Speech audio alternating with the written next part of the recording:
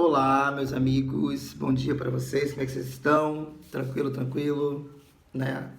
Então, vamos lá. Nós estamos aqui pós-avaliação, né? Vocês me entregaram uma avaliação, né? Alguns alunos não me entregaram, outros entregaram, mas a gente está dando um tempo, um prazo aí, né? É, Alguns estão com problema de internet, alguma coisa desse tipo, e isso está se resolvendo, a gente está discutindo isso com a coordenação. Beleza, então a gente sabe que a gente terminou o nosso livro, né? O sexto ano terminou o livro, a gente não tem mais desse bimestre matérias para a gente poder desenvolver e a gente poder trabalhar com matérias novas. Foi um bimestre muito interessante, muito tranquilo. A gente conseguiu dar conta com todas essas dificuldades, com todo esse problema da pandemia. A gente conseguiu desenvolver um bom trabalho. Eu acho que isso que é importante.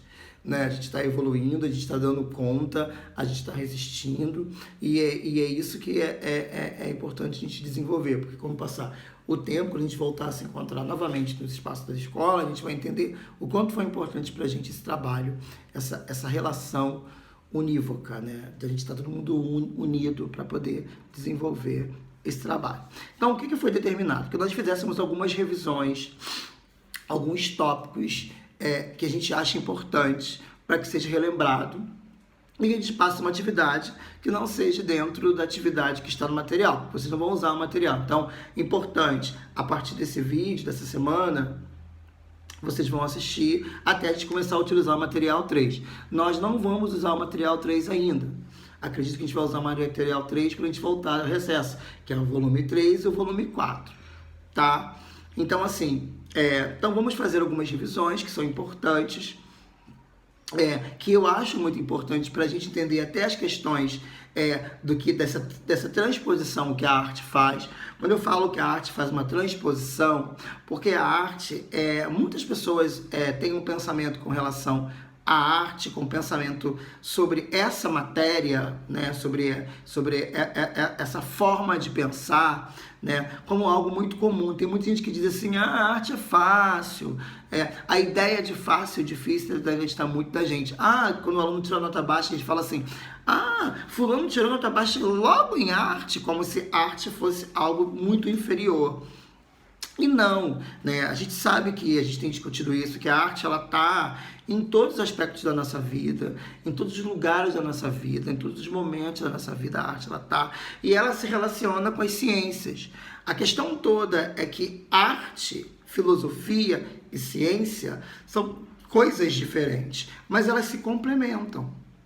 A filosofia tem o seu papel, a arte tem o papel dela e as ciências têm o papel delas. Só que elas, junto na sociedade, elas se complementam e elas ajudam a gente a sobreviver nessa sociedade capitalista, que tem o trabalho como foco, que tem a ética como foco, a cidadania como foco, né? A ideia de trabalho como foco. Então, como que a gente pode pensar essa construção dentro de um processo, a arte como uma coisa que ajude a gente, como uma coisa engraçada, a arte como um formato, como um pensar que ajude a gente a evoluir mais dentro dessa sociedade que está extremamente cheia de problemas sociais, né, de racismo, homofobia, intolerância, violência, fome, machismo, miséria, né? E como é que a gente pode fazer a arte ter esse papel de ajudar a gente a pensar? E nesse nosso livro 2 teve uma matéria que eu vou trazer como discussão para a gente agora, que é a simetria, né?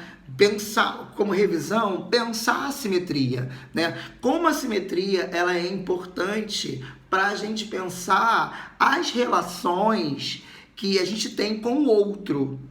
Professor, mas o que é isso? É mesmo? Como que eu enxergo o outro? Que simetria que eu enxergo o outro? Como eu percebo o outro simetricamente? né?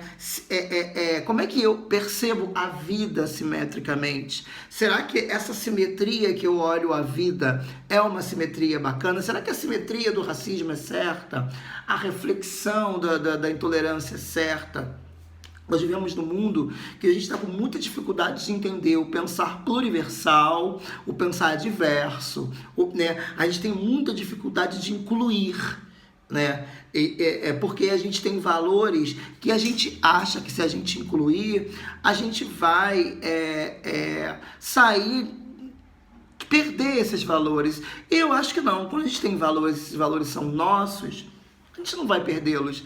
Mas a gente precisa entender como que os outros grupos funcionam dentro desse contexto. Então, a simetria é um tema desse segundo bimestre que eu achei muito importante. Eu queria revisar com vocês ela dentro dessa perspectiva, mas vamos debruçar numa discussão mais ampla, né, que a gente tem para a gente pensar sobre ela. Então, vamos lá. Primeiro tópico que a gente pode pensar, o que a gente pensa em simetria? Eu peguei um outro material que não é nosso. Então a gente vai usar, então não se preocupem, não usem apostila, fiquem perto de vocês. Qualquer coisa, deixa o caderno perto de vocês, com lápis, com a mão. Quem quiser ir anotando, pode anotar, pode escrever aquilo que sentir vontade. Né? É muito bom vocês já tem que começar no sexto ano a ter hábito de começar a anotar algumas informações que vocês acham importantes, que é o que faz a diferença na hora de responder uma avaliação ou discutir alguma coisa. Né? Nós somos pesquisadores natos, né? A pesquisa está em nós, a gente pesquisa desde bebezinho, né? Quando a gente pega as coisas,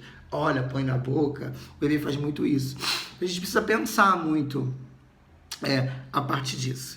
Então vamos lá, o que esse material que eu estou aqui trouxe para a gente pensar? Vamos linkar o pensamento simétrico. Não estou dizendo que o nosso livro ele não é importante, mas eu quero dizer que eu estou trazendo esse momento de revisão, eu estou trazendo um outro material para fazer a gente pensar um pouco sobre o tema simetria. Vamos lá. O que é essa discussão aqui?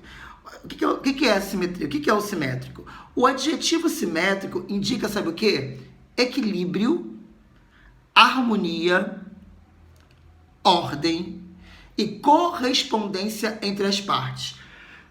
Olha que interessante. O que é um pensar simétrico? Olha como é que a arte ela é muito mais filosófica que a gente pensa. Ah, simetria, simetria. Ah, você vai lá, risca a imagem no meio, os dois lados têm que estar iguais. Simétrico. Ah, simetria bilateral. Ah, não. Não. Qual é a ideia que a arte tem com o pensamento simétrico? Qual é a ideia? E aí a gente vai trazer, vamos filosofar mesmo, filosofar a arte, pensar a arte como um pensar transformador da sociedade, né? Quando eu penso em simétrico, e a gente vai dizer que são duas partes que se dividem e fica igual, é porque eu tenho que olhar para o outro da mesma forma que eu olho para mim. Isso é muito sério. A gente está falando de empatia, a gente está falando de alteridade, né? De que é algo que é simétrico, que indica equilíbrio, que indica harmonia, que indica ordem e correspondência entre as partes. Se a gente não se entender, vocês estão aí, eu estou aqui. Se a gente não se entender simetricamente, a gente não vai ter um equilíbrio, a gente não vai ter uma harmonia e vai ser uma desordem. E não vai ter correspondência entre as partes. Então, quando um artista, um pintor usa, ou um desenhista, ou um escultor, ou um arquiteto, usa a ideia da simetria, ele não usa porque usa por usar. É porque a simetria, ela indica. Se está simétrico, tem equilíbrio, tem harmonia, tem ordem e tem correspondência entre as partes. Olha que importante a gente pensar, né? Então, se você... Vamos dar um exemplo. Você está numa amizade com uma pessoa, por exemplo, que você está brigando direto com ela.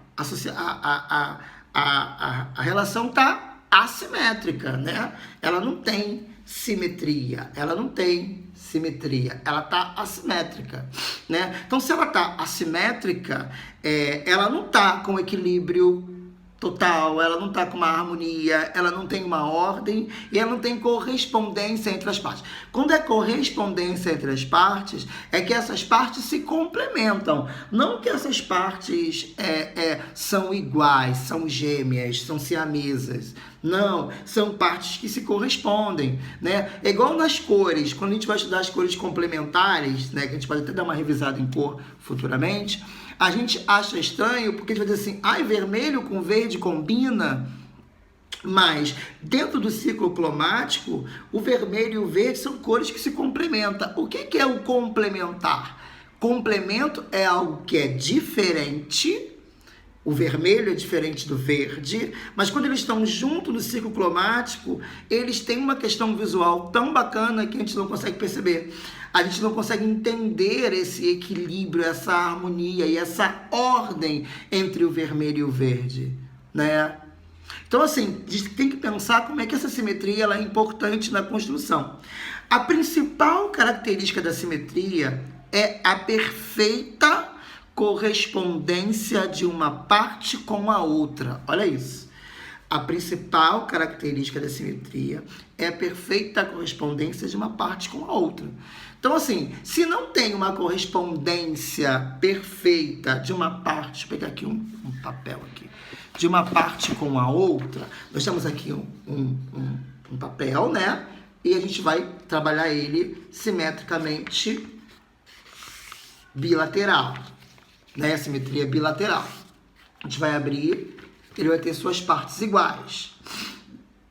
Isso não significa que essa parte aqui, olha que interessante, ela tem que ser igual a essa. Essa parte A tem características, essa parte B tem características. Deixa eu pegar aqui um lápis para ficar interessante, para a gente poder entender. O que eu quero dizer para vocês é que a gente não pode achar que as coisas têm que ser iguais para se haver simetria, para que ocorra a simetria.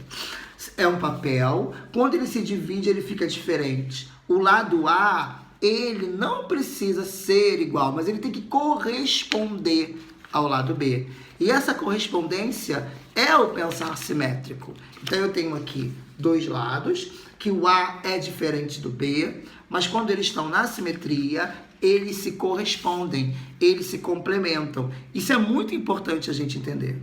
O quanto eles se correspondem, quanto eles se complementam diante dessa funcionalidade, né? Dessa possibilidade de construção de um com o outro. Então, a gente vai ter um tipo de simetria. Primeiro, a simetria que vocês conhecem, que é a bilateral, né? O que é a simetria bilateral? A forma mais comum de simetria é a simetria bilateral. Essa que vocês viram agora com o papel. Na qual as formas são dispostas dos dois lados. Um espelhando o outro em relação ao eixo central. Um espelhando um outro em relação ao eixo central. Beleza? Nos ambientes vegetal e mineral, encontra-se muitos exemplos de simetria bilateral, como a disposição das pétalas das flores, a estrutura das folhas, ou a dos cristais. A biologia trabalha muito a questão da simetria bilateral, né? Vamos dar um exemplo de uma fruta. Quando a gente corta ela no meio, a gente vai abrir ela, a gente vai ver que ela tem uma simetria bilateral, né? Você vê que você vai dividir uma laranja no meio, você divide ela certinha, você vai ver, pá, quando ela caiu uma banda para um lado, uma banda para outro, está falando de uma simetria bilateral, né? Também o nosso corpo é simétrico. A parte da direita é espelhada à parte da esquerda, né? E é interessante porque a gente não pensa um corpo assimétrico. Um corpo assimétrico seria se ele fosse assim, né? Mas um corpo simétrico, ele está aqui, ele tem o eixo central e que a parte da esquerda se complementa com a parte da direita. Nas artes, pintura, escultura, arquitetura, que é o nosso grande boom da nossa aula, ocorre simetria bilateral quando todas as formas, os pesos, as cores, as linhas e os movimentos são distribuídos em equilíbrio entre a esquerda e a direita. Ah, como é que é isso? Eu vou pintar um quadro e eu vou dividir ele bilateralmente. Então, tanto na esquerda quanto na direita, as formas, os pesos, as cores, elas têm que se falar. Você vai olhar um quadro, por exemplo, vamos pegar aqui um exemplo de um quadro, no nosso livrão que a gente utiliza. Eu vou usar um outro material. Eu sempre queria livro, usar um outro que eu tenho, que é bem legal. Vamos procurar aqui Vamos começar com uma escultura, por exemplo. A gente tem uma escultura, essa é uma escultura, uma escultura fantástica. Essa escultura é de Bruno Giorgio, é de 1905, 1993, que ela é sem título, ela não tem título, é do século XX, né, das vanguardas do século XX, é uma escultura de bronze, né, e ela tem essa característica. Então vamos lá, ela aqui. A gente vai olhar essa escultura, por mais que ela passe uma ideia assimétrica, quando o artista começou a desenvolver essa escultura, ele pensou em dividir. Deixa eu pegar uma base aqui, outro livro para dar base para ficar maior. Ele pensou em dividi-la em eixo. Então, existe um eixo central que a divide, mesmo que uma bandinha fique para lá, outra fique para cá. Existe esse eixo central que vai dar a ideia de equilíbrio, de peso. Vamos pensar, esse eixo central é uma linha imaginária, tá, gente? É óbvio que por exemplo, na escultura talvez não, mas na pintura ele pode ter feito na base uma linha, né, uma linhazinha, e essa linha gerou o equilíbrio da esquerda para a direita. Então a gente vai ter aqui uma escultura que ela tem uma visão assimétrica, mas ela é dividida pela bilateralidade. Olha que interessante, vamos lembrar dos 3D, né? Para transformar um objeto em 3D, a gente, que é o Pictory, por exemplo, a gente trabalha com 2D. Aqui é a mesma coisa. Para eu ter um outro tipo de simetria, eu primeiro tenho que iniciar com a ideia da simetria bilateral. Essa ideia da simetria bilateral é que vai dar para mim um arranjo, para eu pensar como que essa escultura vai ser. Aí você vai sentir um equilíbrio de um peso para cá, um equilíbrio de um peso para lá, a quantidade de material que usa aqui, que usa ali. Tá? Eu usei uma escultura. Vou pegar agora uma pintura. Essa aqui é uma obra de Antônio Berni, ele nasceu de 1905, foi até 1981, é o nome da pintura, que é muito expressionista, que é A Ponte de Dakar, né? É feita de guache, é uma pintura feita no guache, e que é muito interessante que ele fez o A Ponte de Dakar. Eu acho linda essa pintura, né? Se a gente for olhar, a gente vai encontrar aqui uma simetria, né? Nesse quadro, é óbvio, todo artista ele vai fazer isso. Ele vai pegar uma linha, antes de pintar imaginária, ele vai dividir ao meio, para que haja um equilíbrio de um lado e para que haja um equilíbrio do outro. Então, não é simplesmente chegar e desenhar. Vou dar um conselho a vocês. Quando vocês agora forem desenhar algum desenho numa folha ou pintar uma tela, tentem criar essa linha, né, imaginária, usa um lápis, faz bem fininho, que vai dar essa ideia de dimensão de esquerda e de direita. E aí o quadro, o desenho, ele vai ter um equilíbrio. Mesmo que você fosse desenhar o boneco aqui, faz uma simetria dele aqui, né? Escolha qual vai ser o seu ponto de fuga. E a partir de onde vai ser o seu ponto de fuga, você vai criar essa linha do horizonte que vai dar essa ideia de equilíbrio. Olha como a gente está podendo falar de tudo que a gente aprendeu numa revisão, né? Então você consegue avaliar a simetria desse quadro, que eu acho lindíssimo e fantástico. Continuando, vamos lá. Então, você vai pensar a simetria a partir dessa característica. Outro tipo de simetria que a gente tem é a simetria radial. Eu achei muito importante falar dessas duas, a bilateral e a radial. Porque esse tipo de simetria ocorre quando todos os pontos passam por um centro ou se irradiam, né? Do centro, passam pelo centro, do centro para fora, né? Encontramos exemplo de simetria radial nos reinos vegetal, mineral e animal. Você vai encontrar simetria radial tanto nos reinos vegetal, mineral e animal. Uma das formas mais conhecidas de simetria radial aparece nas rodas das bicicletas, nas quais os aros partem de um único centro. Você vai ter lá a roda da bicicleta, você vai ter o aro, né? Você vai ter vários... Aqueles aros partem de um único centro. Então você vai encontrar... É como a gente desenha o sol, aquele desenho de sol antigo que a gente fazia, o sol, a bolinha, eu fazia aqui. Eu fazia assim, tá? Quando eu era mais novo. E fazia isso. Eu dizia que era o sol. Vou mostrar pra vocês. Eu dizia que era o Sol, porque ele tinha um eixo, um centro, e esse eixo, ele vai reproduzindo essas radiações. Então, olha que interessante, né? Uma das formas mais conhecidas para a gente poder pensar, olha a bicicleta, olha a roda da bicicleta, todos os aros da roda da bicicleta saem do seu centro. Todos os aros saem do seu centro. Por isso que a gente chama o aro da bicicleta de simetria radial, né? Então, quer dizer... O único centro que tem ali é que desenvolve isso. Mas podemos observar a simetria radial também, sabe onde? Em cristais das neves e em algumas flores, né? Se você for olhar, por exemplo, a estampa desse caderno aqui que está aqui perto de mim, né? Essa é uma estampa cachemir.